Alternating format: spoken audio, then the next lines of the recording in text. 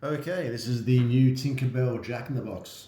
It's not really a Jack-in-the-Box, to be honest. It's my first attempt at a jewellery box with the traditional Tinkerbell fairy style revolving doll on top. So yeah, I'll take you through it quickly. There's a little padlock here, which will come with the box. That's unlocked already, so I can just take it off. So it's quick and easy for the video. Put that to the side. So yeah, what we have is handmade wooden box.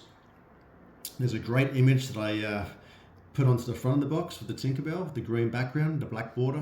Goes really well with the stained wood and the protective little corners there. And the green lid on top. Probably can't see in the video, but the green lid has a nice glitter finish on there, so that's really nice in the light with the glitter on there. On the sides here, you have the battery compartment. If you just open the latch there, inside you've got one 9-volt battery that runs the lights. And you've got two AA batteries, which run the motor that revolves the Tinkerbell inside the box. So I'll close that up.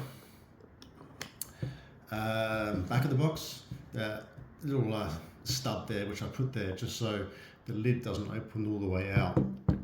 And some antique hinges on the sides there. Turn it back this way on the other side. Get that in shot. You have the switch here for the lights, which is on the outside of the box. The switch that revolves the fairy, Tinkerbell, is inside the box. So I'll put the lights on. They're on now. And this key here is for the music box. So I'll turn it back around this way. And I'll just wind up the music box so you can hear the music. Don't overwind it. And yeah, I'll open the box up. And I'll just turn the lights off as well so you can see the slow flashing lights change. So it lights up beautifully, looks really nice. Now with the green on green, I was going to go just green lights, but the slow color changing lights I quite like as well. Goes from blue to green to red to white. And I'll just turn the lights back on so I can flip the switch on to show how the doll revolves. So the switch inside the box will revolve the doll.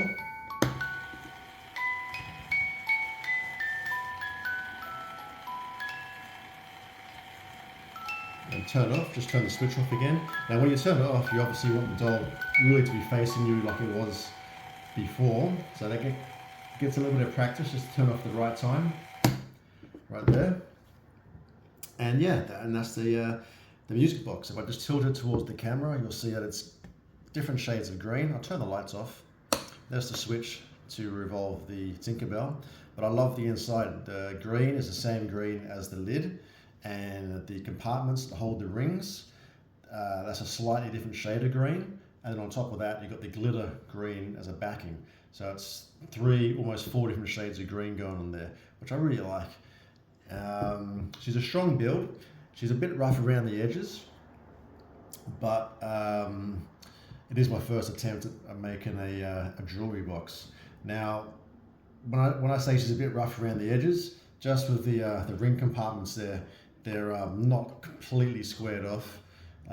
First time I've made those, I've used a foam to sort of, it's quite a hard foam, but it's soft enough to spring back into its original shape. And the compartments that hold the rings are slightly different widths, because some rings are quite thick, some rings are quite thin. So yeah, that would hold them perfectly.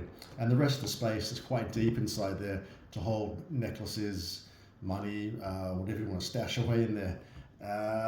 But when I say, like, again, rough around the edges, usually when I make my boxes, the backing wood on the back here, where the hinges go into, usually is quite thick. This one's quite thin. And the reason I did it thin in the beginning is because the music box, which would wind up, was going to go in the back of the box.